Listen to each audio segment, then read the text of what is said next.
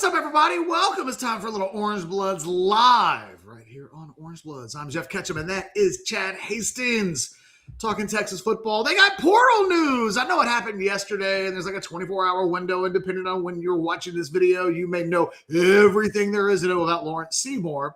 We'll give you a little bit more. We're going to break down that. Texas got, I think, a much bigger commitment today in high school football recruiting than anybody else in the industry will tell you that it was big. I have the guy Cameron Hall ranked way higher than anybody on the national level does. We'll get into that.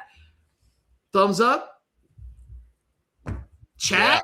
Yeah, the spec super chat. Like, I'm just pointing. There are things that you can push, things that you can do to contribute. You can send super chats. Get engaged. We're going to have a fun time today, Mr. Hastings. Yeah, good stuff. A couple of talent acquisitions, one portal, one commit. I was excited to hear your thoughts on Seymour after it went down yesterday. And then after reading your notes on Cameron Hall, I could tell you really dig him. So I like both of these. There's a world out there where we just show up today and it's like, sorry, kids, nobody's been added in the portal. Hey. We're still going to talk about how they need to add somebody in the portal. The pun on the thumbnail and the title of the show is, it's amazing how I feel like all the pressure in the room got let out to some degree, maybe even only at its rawest, most urgent form. Can you count to 5? Right. You got to find somebody that you realistically think can play left guard. That you can just close your eyes, like you put your head on a pillow last night, and go, we might lose this game because of this guy, this position. Yeah. And I think it was really proven on Friday, Chad, when we had the conversation about the Georgia offensive lineman. Mm-hmm. That guy's not any good. But Georgia fans didn't really want him to go. It's kind of Nick Brooks-ish, right? We don't know if we want him to start or play, but we do want to see this out and see what he ultimately becomes. And maybe this guy, from a direct... We don't want to see him in somebody else's helmet. Yeah. And the difference between that guy and Brooks would be that guy had been at Georgia for 3 years, so they really put all the investment time into him, only to see him go someplace else. You certainly didn't want to see that guy go interconference after you did all the hard work. And then they're like, hey, he's 22 years old. Don't mind if we do. But the Texas fans got really romantic about that guy just because he sounded good. Georgia fans kind of liked him. Good enough for us. And I think it speaks to how badly they just wanted to see some bodies come in. I don't think Texas is done along the offensive line. I don't even know if this is the best guard that they'll end up signing. I think that they are looking to make a couple of additions, but when they're made and how they're made, I think are the things that remain a little bit in doubt. But Lawrence Seymour I think he becomes a really interesting guy to talk about because I think he's a good player. I think Texas fans are looking at his Western Kentucky bio, and they're going to overcook the grits a little bit, Chad, because inexplicably, a guy that I don't think made Conference USA's media's first or second team somehow made the Football Writers Association of America's second team All-America team. Right. And wasn't he like Conference USA second team, according to somebody? I think by the coaches. Coaches. Okay, gotcha.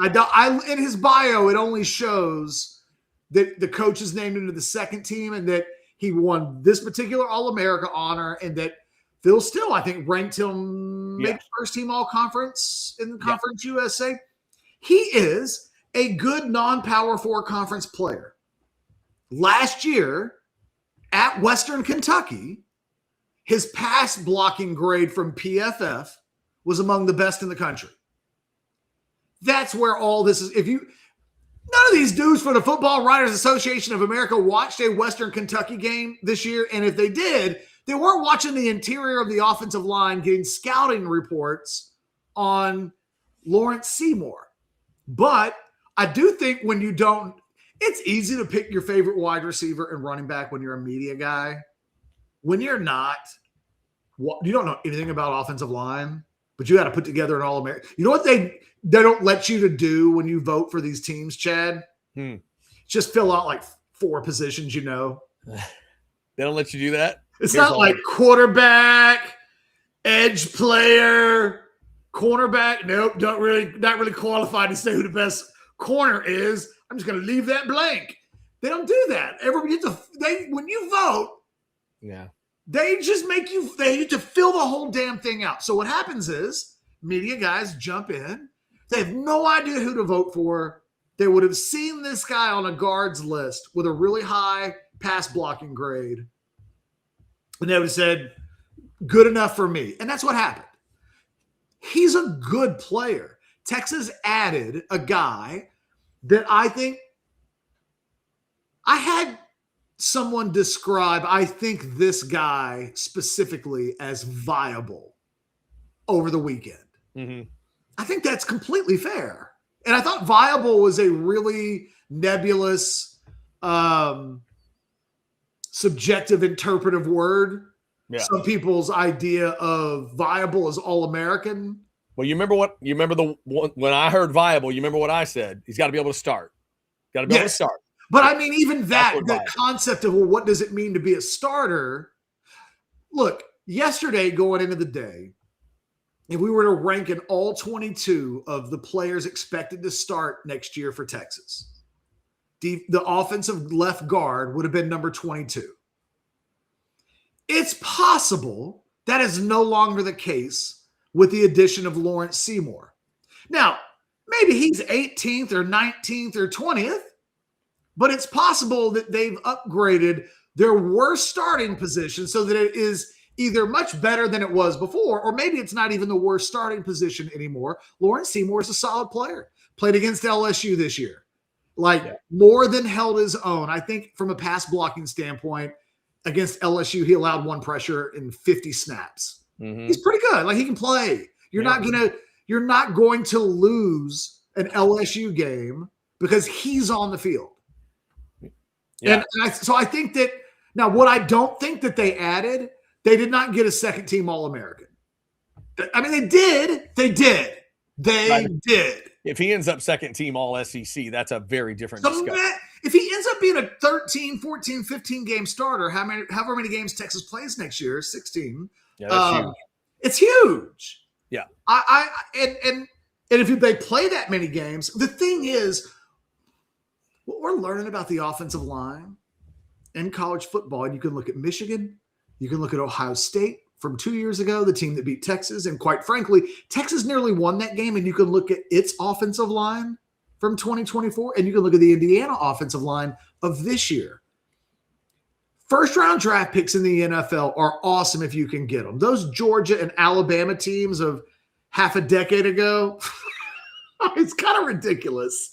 Yeah. It just is. If you go look at what Kyle Flood had at Alabama in 2020, it's ridiculous. It's almost a Pro Bowl line of 5-star draft picks that ended up doing boom and going boom the way 5-star draft picks can go. It's like, oh, that guy ended up top 5 in the draft, huh? Yep. And they had a bunch of those. But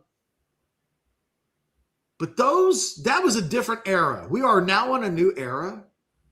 The last 3 national championship teams have not had, they've had some All-Americans, but they haven't had big-time draft. What they've had is older guys.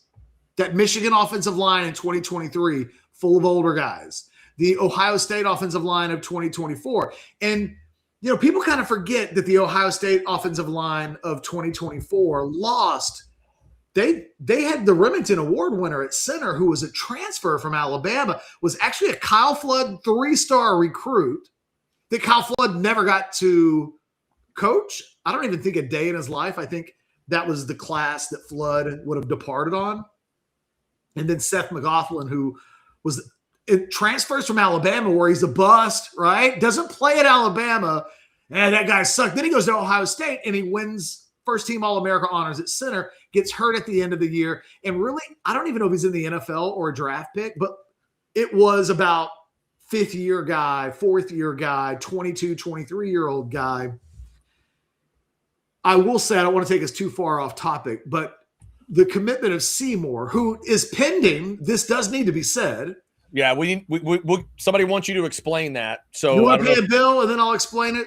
Exactly. Somebody was chatting about it. We got a super chat. Jason, It's simple. I'll explain it as soon as I will get Catch to talk about it. I promise. After I talk about how I'm able to talk right now and, you know, breathe and sleep and all that good stuff. Sinus and snoring specialist. Y'all may have seen it and heard it the last couple of days. I got a little cough going on, a little stopped up or whatever. Look, I'm not telling you if you go to sinus and snoring specialist, you're never going to get sick again. That would be a silly promise. That would be something that nobody could promise. But here's what I'm telling you. When you get the sinus stuff figured out, the allergy stuff figured out, your snoring stuff figured out, when you do get a little something that comes up, look, I'm hanging around kids at this other gig right now for the school district, and you know, kids carrying the stuff and just a little stuff here and there. But it's different for me since 2017. Those little colds and coughs and things like that, I get over them quicker, and they're not as crazy to deal with because of sinus and snoring specialists. That I can tell you for sure. 601-0303. Get it all taken care of. Get those allergies dealt with for good, and you never have to worry about them again. Go to sinussnoringent.com to find out more. Feel clear, rested, and healthy with sinus and snoring specialists. Tell them you heard about it here on Orange Bloods Live. I would appreciate it, just like I will appreciate when this damn cough is finally gone. All right, Catch. Our man Jason is willing to pay $9.99 to hear you say it. So, Catch, can you go into detail on his waiver situation? I've seen multiple people in the chat, seen some people on orangebloods.com. What's going on here, Catch? So look, here's how his career goes. He's a member of the Miami Hurricanes 2021 recruiting class. I think he was a 4-star guy, like national top 300. Don't hold me to that, but that's ballpark about where he was. So he was a guy. Quite frankly, he would have been a guy that probably Texas – he was the max right for the Miami Hurricanes recruiting class of 2021.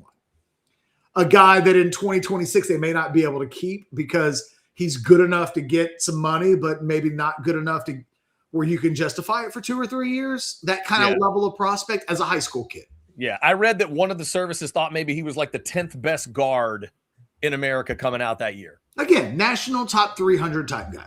Yeah.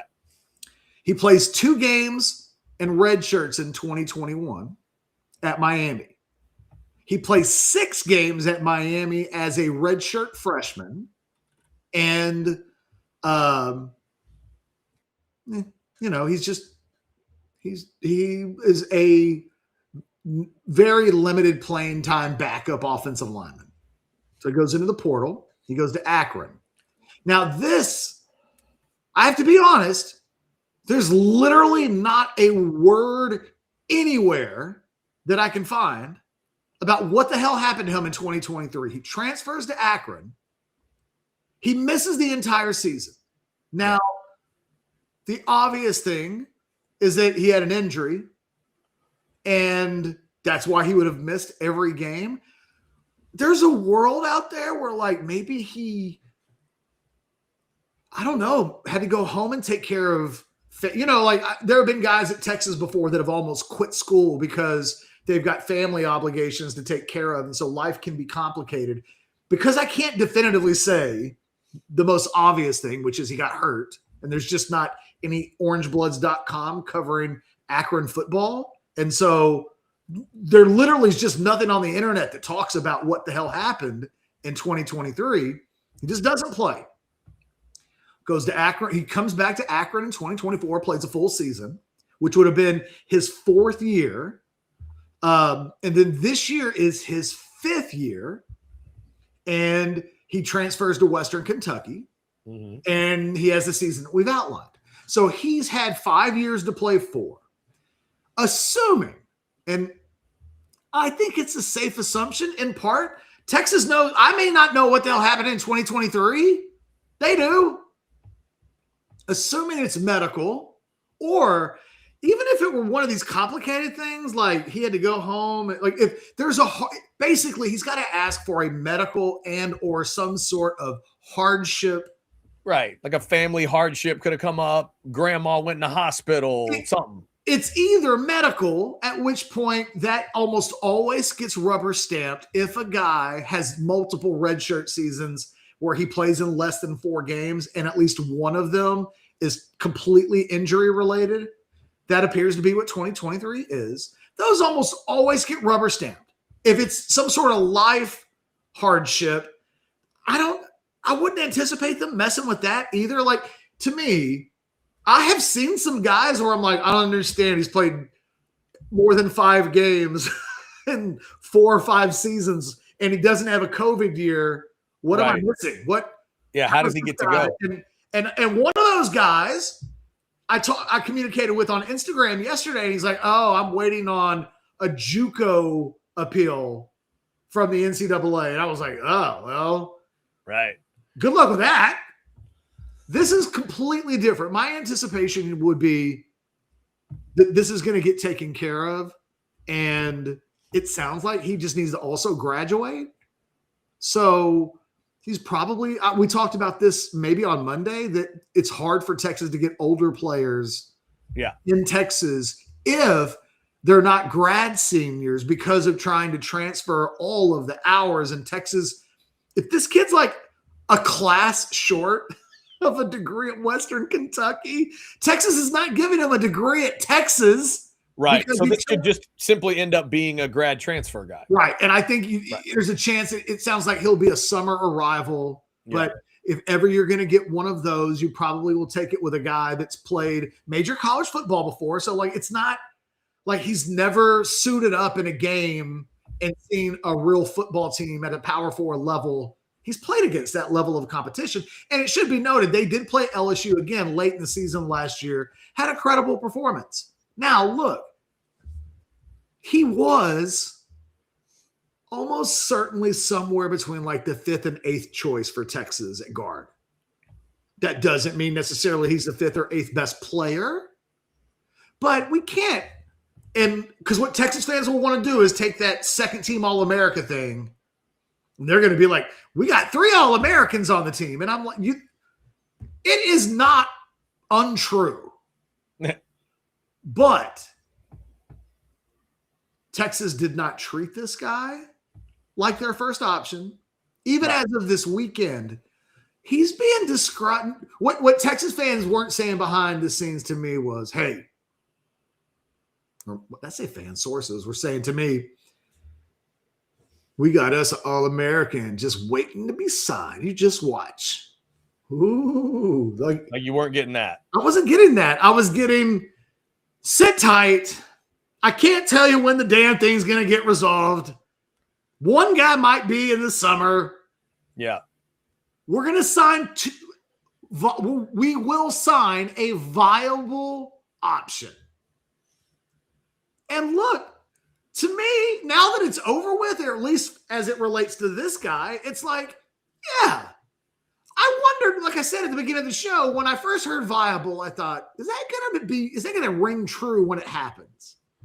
In the end, it absolutely does. And I think the thing from a minimum level, Texas had to walk out of this portal window along the offensive line with at least 2 viable offensive line starters at a minimum. Mm-hmm. It'd be nice if they had signed 4 for 2 spots. And then Anchorman style, they just settle that stuff in the street. Then let it fight out. Yeah. Yeah.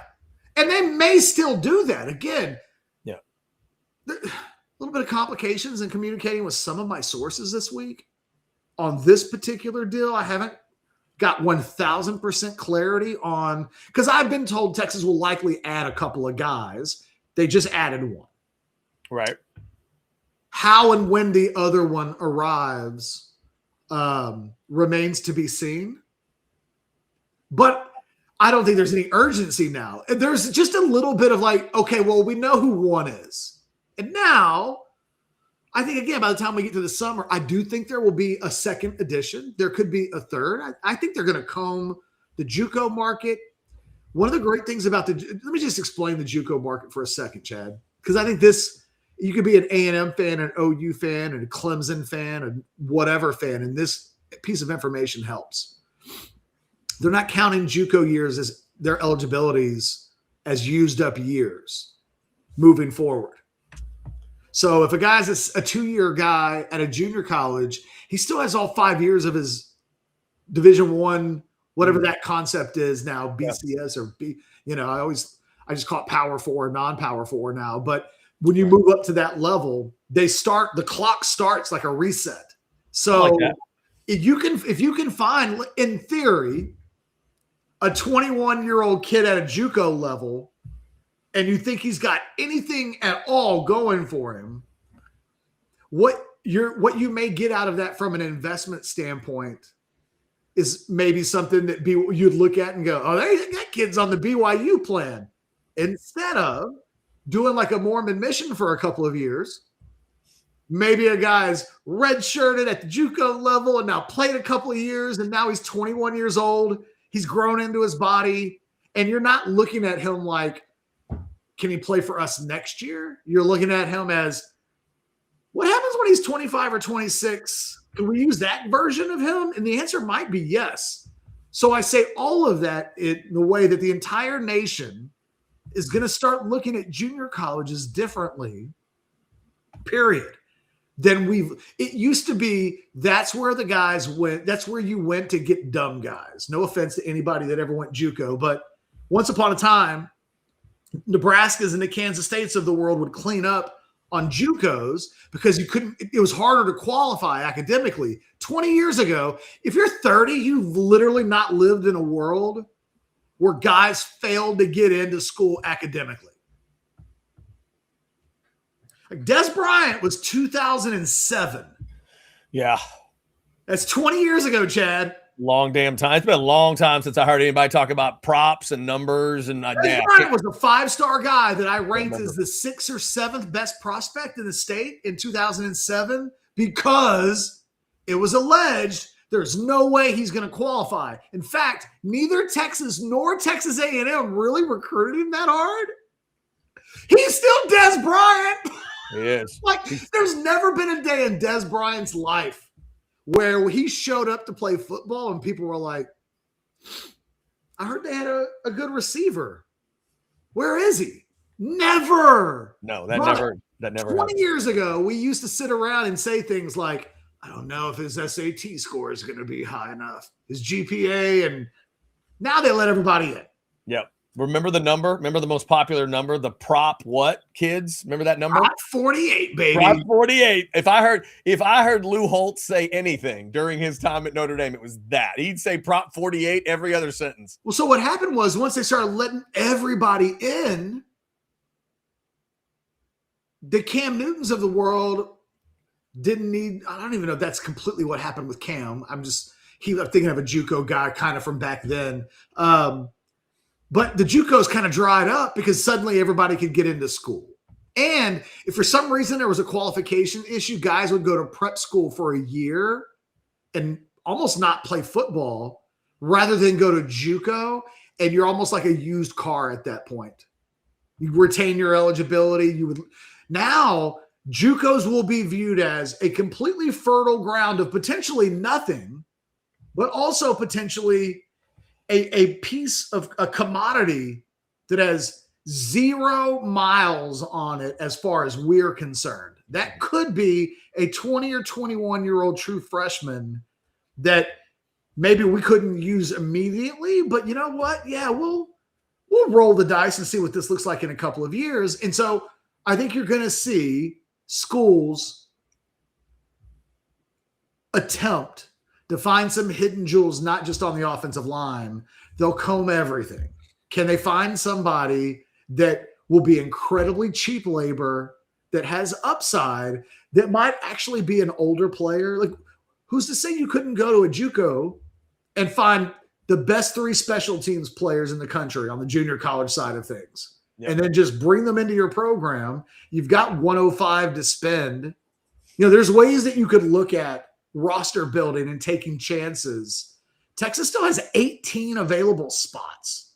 they could invent some, like, Catch just had an idea.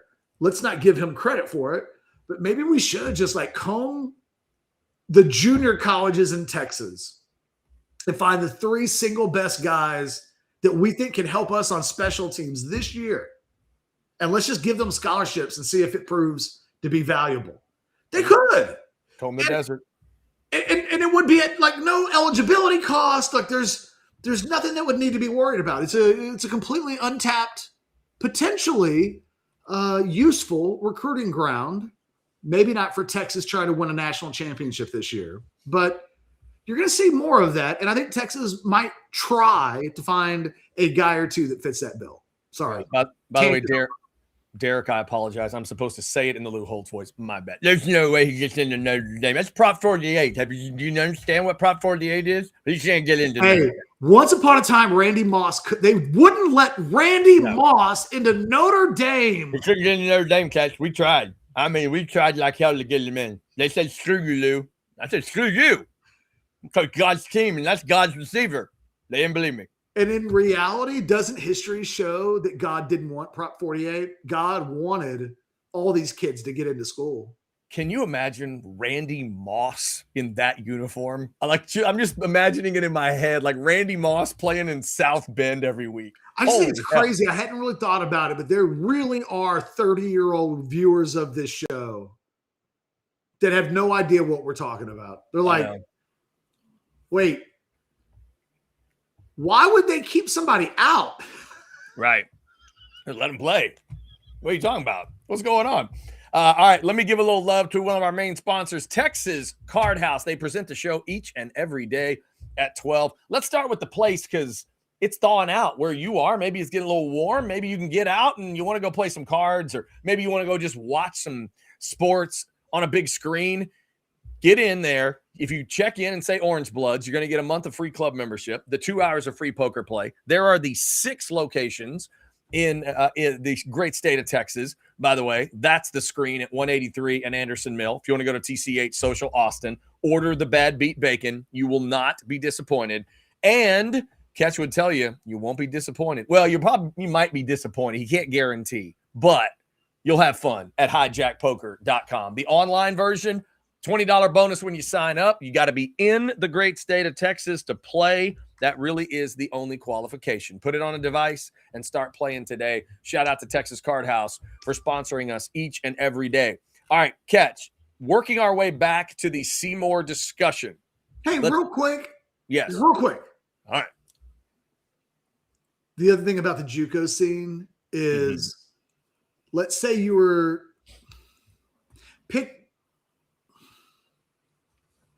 John Tay Cook. I don't know why I'm using him as an example, but if you were John Tay Cook and for whatever, like he went back into the portal, and if for whatever reason his options weren't as good as Chad died, Chad, you okay? My assumption is nobody wants to see me blow my nose. So I thought you vomited just then. No. I just didn't think anyone wanted to see me blow my nose. I thought you vomited. I was like, wow, I just saw Chad vomit on YouTube. I can make it look like that every time. You don't have to make it look like it, Chad. Chad, it looked like it. You don't have to make it look like anything. It's the thing that crossed my mind. I was like, is he vomiting right now? I've been trying to, is that the easier thing, or do you want me to just take myself off the screen if I need to, like, No, I don't know what the right answer is, but it's fine. Okay. But if you're one of these guys that goes into the portal, there's thousands of guys in the portal right now. Their clock is running. Do you know what stops the clock? The only thing that would actually stop the clock? Going to a JUCO, because those JUCO years don't count against your eligibility. So if you were a senior and you're like, I'm going for the money, and then there's no offers and you find yourself without a seat and you're like, holy crap, I don't have a place to play as a senior. You could fall back to a junior college, play a season, put more film out there. You can play 2. And theoretically, right? Yes. And keep your status as a potential viable option alive. So we're going to see the JUCOs used both ways. And that's what I wanted to point out, is that on some level, the talent's not get there yet, that it will be in 2 years, because I think guys will start going to junior colleges for reasons that are completely related to maintaining eligibility. Gotcha. Google Scholar jumps in with a quick $1.99 super chat. I think Legarion Carson was the last non-qualifier. I do not remember that name. He might be. Like He's a former. He was out in East Texas, Texarkana, if I remember correctly. Forgive me. I once ranked that kid really high, but I have so many names in my head that the non-qualifiers tend to be the ones to go first. Yeah. He literally.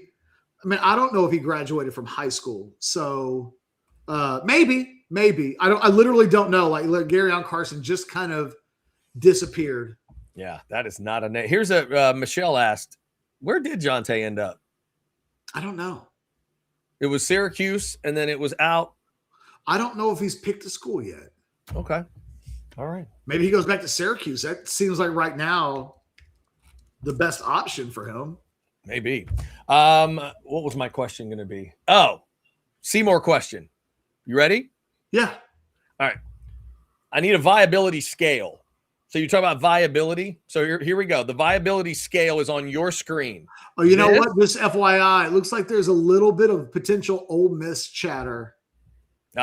With for Jonte? Yeah. Oh, good for him. Okay. And again, I wasn't bringing him up. It's literally the first example of like someone who transferred young. You could have used anybody. I didn't want to be too literal there because he actually isn't the best case. But in a world where, like, let's say, who's a good example? Any kid that gets arrested. So any kid that's like got a court case pending and they get something terrible, but let's say they're wrongfully charged and that gets proven, that guy can go stash himself at a junior college now and play and not have his eligibility clock start. Okay. Gotcha. All right. Third time I've tried to ask the question. Now I don't know how to ask it. I'll do it this way. How much more viable is Seymour in your mind as a left guard than Sikorsky? Oh, I think much more viable. I mean, Sikorsky's really young still. To me, he's a post-Arch Manning era lottery ticket. Okay. If you read his profile if he played at Georgia this year, and the story was started the first 6 games of the season, battled some injuries, but by the end of it, he was healthy, but they didn't want him on the field enough. He was healthy enough to play, but not healthy enough that they wanted him back in the lineup. If that guy had come from Georgia instead of Oregon State, and he was a redshirt freshman, we would probably go, okay, well, that guy's got a chance to be like on the 2 deep this year. But is that guy beating Georgia or Ohio State in 2026? And you wouldn't look at the results from even what he did at Oregon State against a softer schedule. At the highest level, you wouldn't project that and say, oh, he's definitely ready for that. Maybe. And I think the version of Sikorsky that they get, I think he gets healthy and there's a light switch that comes on for him eventually.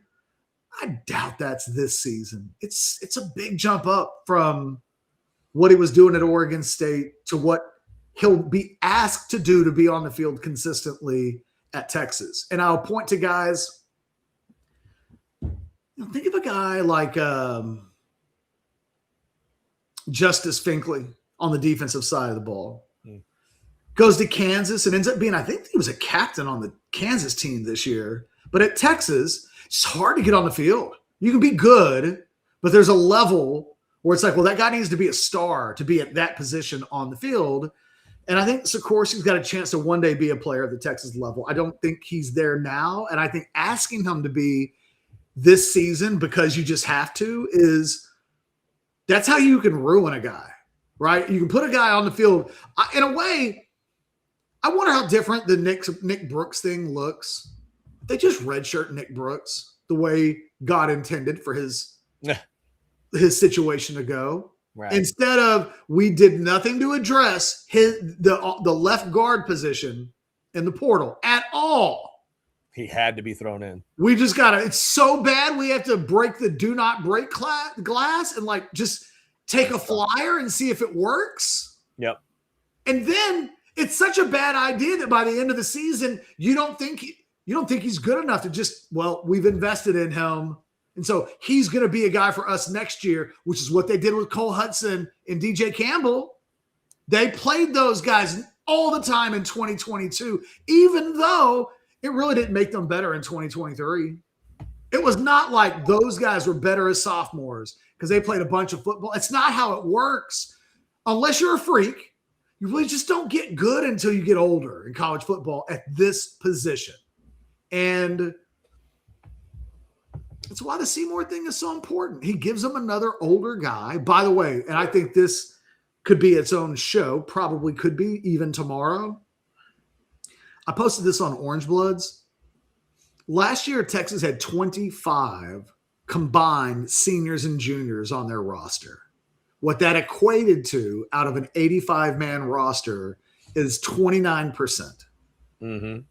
When you would look at Texas Tech or Indiana, they had that many starters almost, let alone two deep guys and just random strays on the roster. Like those schools were much closer to way above 50% than they were. If you look at what Texas Tech will lose from a senior class, it's a big number. Texas lost 12. With the addition of Seymour yesterday, assuming he gets the waiver, Texas has bumped its percentage of juniors and seniors combined on the roster from 29% to almost 43%. That's big. Considering Steve Sarkisian as recent as 2 months ago was saying, we're probably always going to be a young team by design.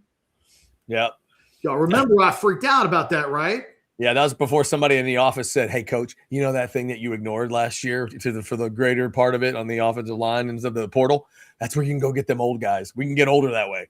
It's crazy to think about how far Sark had to take he took a sharp left turn in Albuquerque with regards to, we're 2 months removed from him basically saying, yeah, I just don't know how comfortable I feel with like making, what did he say? That 10? I don't remember what the magic number was, but he was like, I don't think we'll ever live in a world where we'll take 33 or something like that. And I was like, why are you picking such a weird high number like that? Right. He climbed up uncomfortably at 8, 9, 10, and then at like 11 drove him crazy. Even saying the number 11 kind of freaked him out. And like, they could use more. And I think he's come around on it. And I think some lessons were learned. But man, I was looking like, I just can remember my brain melted that day. He said 5 things that made me go, wait a minute, what do you mean you're by design? You're intentionally trying to be as young as you can be? That's not quite what he said. But what he said is like by design, we'll always be young, because he was talking about how well they recruit and the inability to keep all of your guys when you recruit as well as Texas is.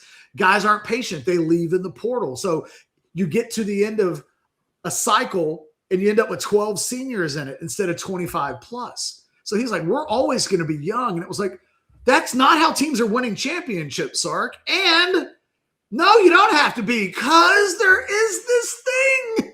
Yeah, you can get those older guys once they've become old on the other side of it. Last year, they had 25 combined juniors and seniors. Right now, that number has grown to 38. It had gone, I think, below 20 when we got to the bowl game because guys had, bailed for whatever their reasons were. Right. And by the way, I don't know that I disagree with this chat. Somebody saying Sark said that before high school signing day. At the time, he has to say things that lean towards high school players. Maybe. I get what you're saying, but still, you gotta take both those things into account. Quite honestly, Texas was shedding weight at the end of the recruiting process. They were kind of shedding some financial commitments that they just didn't want. Like Max Wright was like, look, I don't even want that. Max Wright's like, SMU's offering me some NIL money. He's like a Rivals 250 kind of a guy. I didn't go back and look where Max Wright. I didn't even look yesterday where he finished, but he's 4-star kind of a guy. And he's like, Texas told me when I was being recruited, like 12 months ago from here. So this time last year, Texas was like, we'll take care of you on NIL. They weren't discussing specifics. He commits. Later on in the process, schools are like, hey, man, I don't even know what the number is, but let's just say 400,000. We'll give you 400,000 because you'll be the best offensive line commitment in our recruiting class. And we got $15 million in revenue share money we got to spend. And Texas is like, well, look, we don't even think you're going to play until 2029. So we really like you, but we can't spend $400,000 on you. And so they kind of let a couple of these guys go, even at defensive tackle, which at a time that felt like one of the big need positions of the class. Then they got that commitment from James Johnson. And it was like, if they had known they were going to get James Johnson, I wonder if they would have taken these other out-of-state guys. And sure enough, it was like, you could see it coming a mile away. These out-of-state guys are going to have value financially to some schools that they won't have to Texas. This is going to work its way out, but it's going to work its way out with Texas losing this kid. Now, what's interesting is I think the Texas commitment from today falls into this category of Rivals currently, I think, has him ranked as the nation's number 242 prospect, Chad. So a basic run-of-the-mill 4-star guy. Okay. Are you talking about? Talking about Cameron Hall, Mansfield Hall now. Okay. Gotcha. He commits today. Yeah. He is exactly the type. Look, so we'll move the discussion to Hall. Okay. I love him. I want to say that first. Yes. 6'4". I think somebody said he may have done an interview with one of our competitors. I don't know. Someone said they saw him say today that he said he weighed 258. That's why I like him. Big. I say it all the time. Of the last, let me see if I can remember the stat. Forgive me. I'm pulling this out of my head. Okay. I think from 2002 through 2020 is the most recent that I've updated this. Maybe it's a year behind. I don't know if that means that the sample size changed or not. 19 Rivals 4- and 5-star defensive ends from the state of Texas have been 6'4" or taller. So in the last 20 years, basically, 19 different Rivals, like edge players, defensive ends from the state of Texas, were ranked as 4 or 5 stars that were above 6'4". 15 of them drafted by NFL teams. Oof. 15 of 19 kids. That is a redonkulous number. Yeah. So this kid's physical profile, if nothing else, if we all agree, yeah, he's like a 4-star. Everything about him from a height, weight, physical profile, the historical value of this kid suggests there's probably a 50-50 chance he plays in the NFL. I want all those. That's what 5 stars do. That is why you recruit 5 stars. So this guy plays at a position where even though I have him ranked as like a national top 150 guy, let's say. That's about where I have him. I have him as a gold. He'd be an old Rivals mid 4-star kind of a guy. Mm-hmm. Somewhere between 75 and 150 nationally. Those are the guys that I think Texas may have to potentially not recruit a bunch of, because those guys are going to have price tags that Texas may look at and go, that guy doesn't play for us for 2 or 3 years. He's just not one of the guys that we can make an exception for to give revenue share money to in a recruiting class. There's going to be about 10 guys that get it. Is he going to be one of 10 is a decision they have to make. Everything about his rankings profile right now says there's no way. You could make a case that he's a guy that we could be talking about today, and I could go, guys, maybe don't get super excited about this, because They haven't really started talking NIL yet. Like, he just wants to come to Texas. But in the next 9 months, he's going to, and now that he's committed to Texas, everybody across the country is going to take a look at him.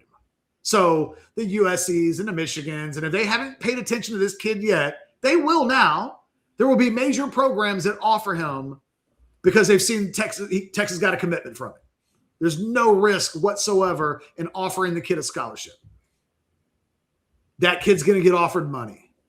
And he falls into the category of prospect where you would normally say, if it gets to be like $400,000 or $500,000, Texas probably won't hold on to his commitment unless this is one of these weird situations where, like John Turntine, where the kid wanted to be a Longhorn so bad that he took less than what the market value for his position rate was going for.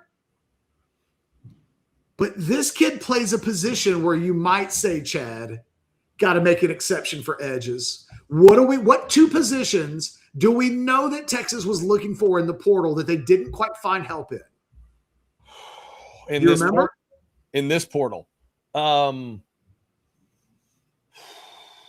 Edge and they got linebacker. They would love both. You just said it.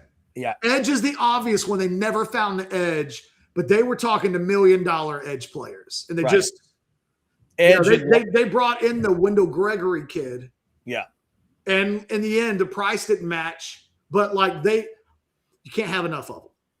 And because of the stat that I just gave you, I would, if I were the Brandon Harris of the Texas football program, there will eventually be a conversation about this kid and NIL and like what it'll probably change. They may say today, this guy's this value of NIL. And then by the end of this, they may go, is he really this?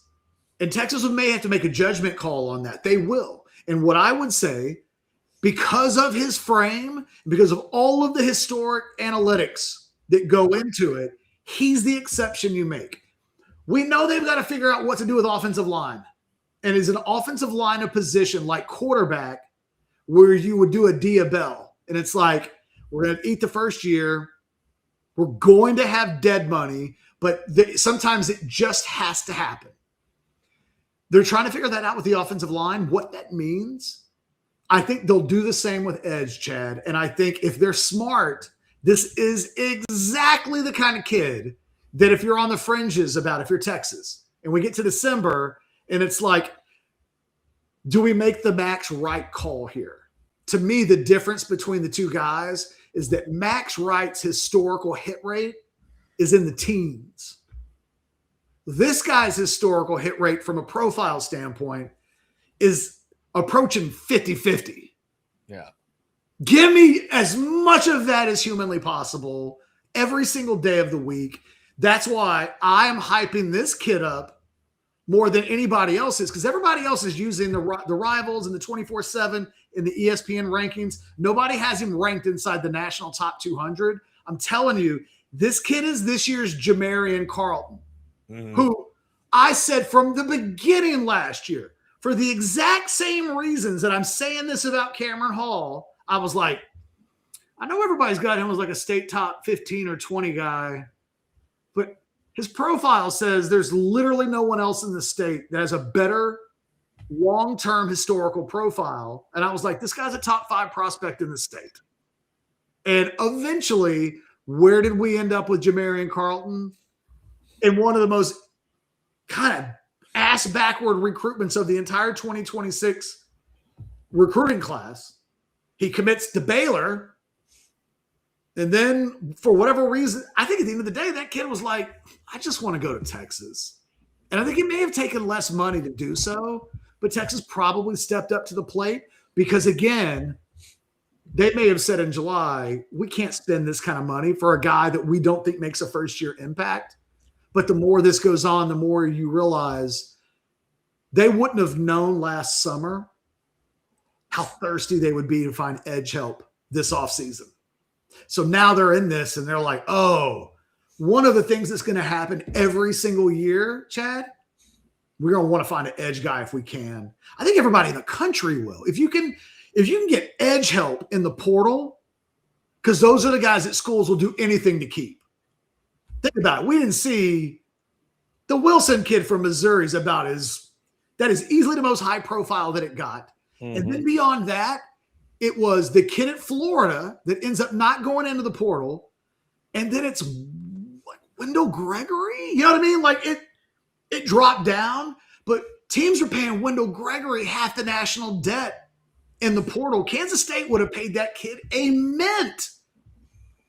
He was just okay at Oklahoma State. He was a freshman who made all of his stats in one game and then didn't play a whole lot.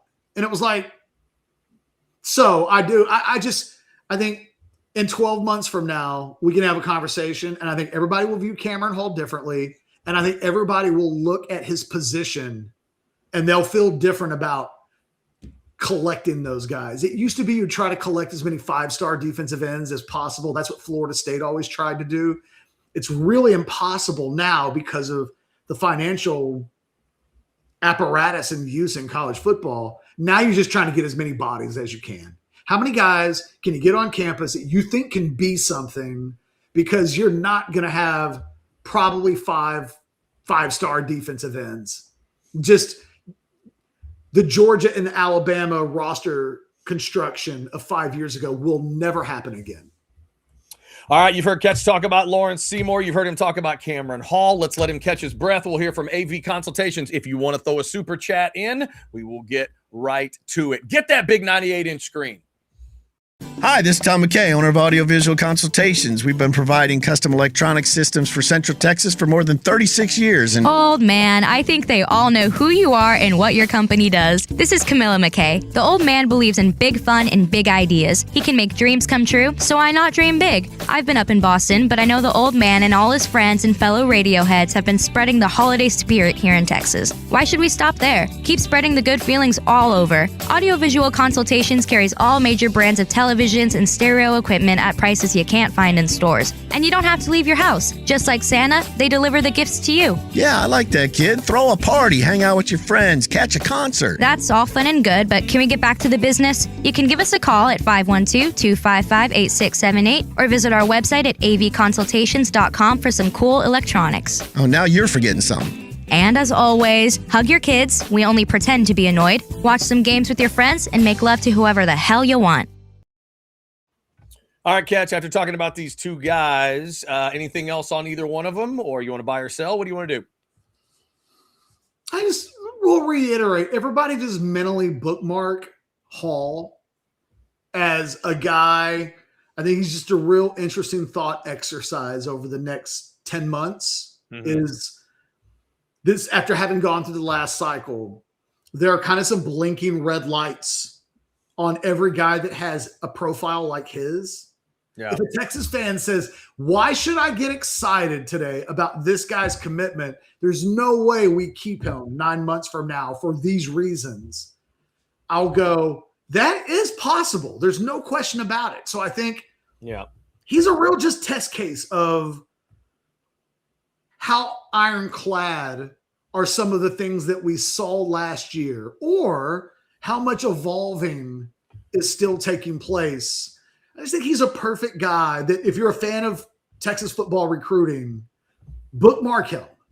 Because his ranking's going to go up. I was going to say, by the end of the cycle, does he end up in the platinum, diamond, super blue chip world for you? Very possible. Very possible. Because that's what Carlton did, correct? Correct. Okay. Correct. And I knowing if I tell you what, I would tell everybody, go find, I think it's even on the front page of Orange Bloods right now. He had a photo from his trip to Texas from a couple of weeks ago. He's standing next to Steve Sarkisian. He looks, Chad, I'm going to send you this picture. Let's see if we can get it, pull this up. Okay. He looks like a freaking giant. Okay. Like, you see 6'4" and 235 in the database. And you know what you worry about, right? Is he really 6'4"? Right. Yeah. Is he 6'3", 218, and he's got Roy Williams as old? Remember when Roy Williams came to Texas? Yeah. 6 foot. They listed him as 6'6" in the media guide. Yeah. There's a lot of wind when the wind blows out there in West Texas. Catch sometimes they get a little weird on heights and weights and stuff. It's just so, just to look at this kid's reported, and the height is the thing that I like worry about the most. Mm-hmm. But to see him, and I'm pulling it up right now, to see him, his chin, he can rest it on top of Sarkisian's head almost. So Sark's not a midget. No offense to the midgets out there. Like, I was thinking of myself. He's not Diego Pavia to all of us out there in Diego Pavia land who are probably 5'11" or under. Right. What do you do with Pavia, by the way, as a 5'9" quarterback in the NFL? Does it change anything for you at all? If you were 5'11", does it change anything? Yeah, a little bit. Yeah. Because right now you got to praise Doug Flutie. Right. And even if he's Doug Flutie, what does that mean in 26, 27, 28? I don't know. Keep talking. My mouse is giving me problems here, but I'm gonna get this Cameron Hall thing taken care of. Okay, you get it taken care of. Let me. We'll take care of Specs here. Specs and that rabbit are up every day, bringing you the chats and the super chats. So let's talk drinking. If you're drinking in and staying at home, get stocked up with Specs. Shop Specs. 60 years in the Lone Star State, a one-stop shop, so you're never late. Price is so low that you want to know Which way to Specs? Come on, let's go. Specs, fine spirits and finer foods. World-class service, that's all about you. Shop Specs. It's how we do. A huge selection since 62. Shop Specs. Low priced, amazing. Here's to you. Cheers to savings. Yes, indeed. Hopefully it's warmed up enough for you to get to your local Specs. Now, one of the things you can get at Specs is my favorite flavored vodka in the world, Deep Eddy Vodka. If you're ready to get out and about, head on out to the Deep Eddy Vodka tasting room. Even if it's still a little chilly, you can sit inside, but they got some great outdoor seating if the weather warms up. These martinis are awesome. If you got a little sweet tooth when you drink, the key lime pie martini might be your new best friend, because when I had it, it became my new best friend. Wednesdays through Sundays, make sure you have some of that great barbecue too. The Crimson Creek Smokehouse barbecue truck is right there on site in Dripping Springs, serving up great barbecue. Pair it up with the good vodka stuff. You will have a good time. Tell them you heard about it here on Orange Bloods Live, the Deep Eddy Vodka tasting room. All right, Catch, you found what you're looking for? I did. So look, again, let me just set this up with. Okay. Oh, I see it. Okay. 6'4", 235 is like his listed height and weight in the Rivals database. Right. Your concern, I'll never forget, there was a kid named Bobby Meeks that was out of Aldine 20 plus years ago that would tell everybody that he was 6'6" as a prospect. Mm-hmm. But he was like 6'2.5". Wow. So there's always like the Bobby Meeks metaphor of like, yeah, that's an exaggeration. I like it when guys say they're 6'5" because it gives me an extra inch to play with my 6'4" stat. Uh-huh. Okay?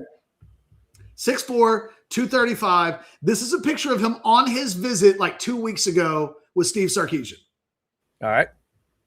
Wow. Okay. I'm not worried about him being 6'3". No, I think you're good. And like you said, Steve Sarkisian is not a shorter than average human being. No, he's not. He's taller than me. Yeah, that's a good comp picture right there. That's one of those where I wonder if Sark thinks about it. Like, yeah, when this picture goes out, everybody's going to see how much taller than me he is. Well, no, that. I know it sounds crazy, but even just something like just seeing an eyeball picture like that, it just gives you an idea. Yeah. At the very latest of like what really matters. What really matters is this kid a good athlete, first and foremost. Like, can he play? And it's like, well, yeah, no, he's a really good player. He's a plus athlete. And it's like, okay, physically, what are we talking about here? And I think he checks all of the needed. Is he this? And he's not a tweener. He's not a guy that's going to come here and not quite a linebacker and not quite an edge, or not quite. This is the Justice Finkley problem. You're not quite a true edge Colin Simmons type, but you're also not Baron Sorrell and or Ethan Burke either, right? Mm-hmm. You're just somewhere in between those two things. This guy to me is the next Baron Sorrell, Ethan Burke. That's who he is. That's who Jamarian Carlton is. Carlton may actually grow into an interior defensive lineman. I think this guy's your 275-pound strong side defensive end in 28 and 29.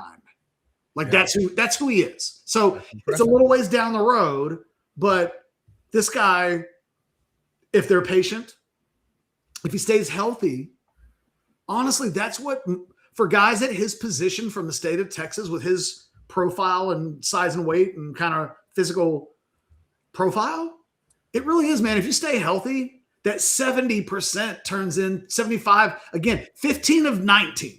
Right? Of guys in the last 20 years with his physical profile and rankings profile from Texas at that position drafted by NFL teams.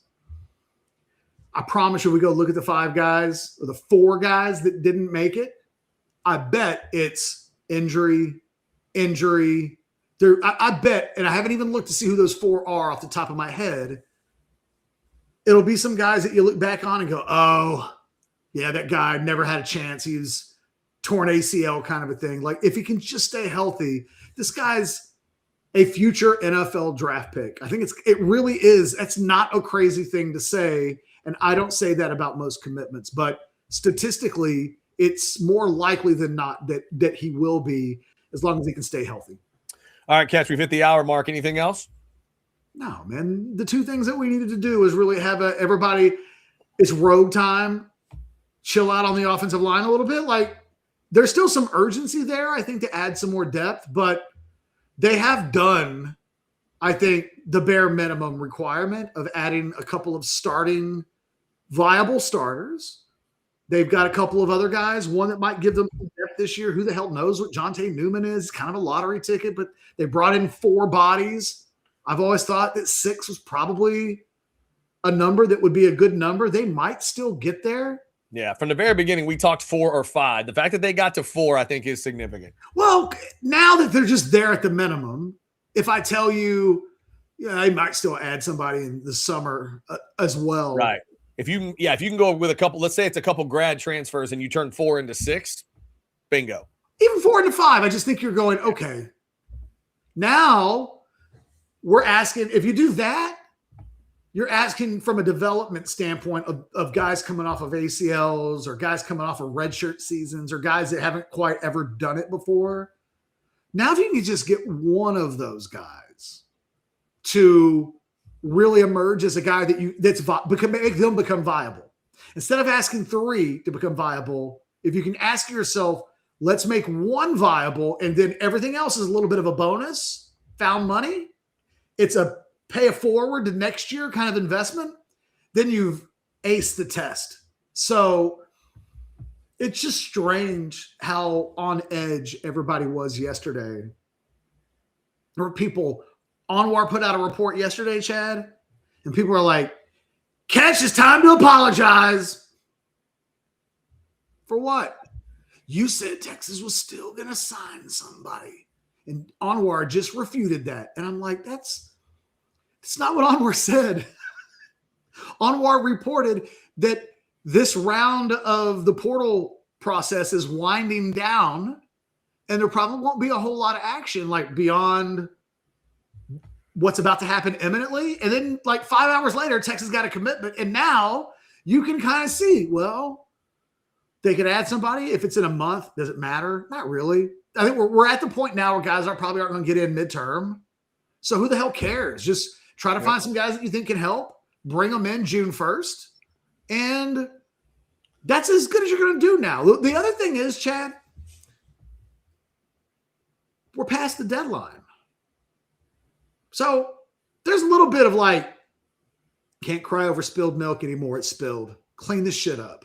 You cried, but we all now know there's no one else coming into the portal. There's no magic, Hail Mary, the deadline for the Indiana-Miami guys passed.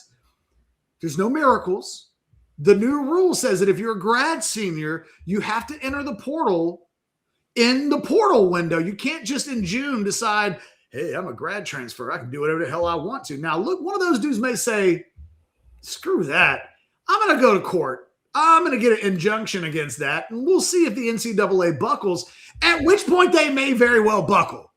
They literally let a kid last year portal after the portal window closed just because they didn't want a lawsuit. You remember that, Chad? Oh, yeah.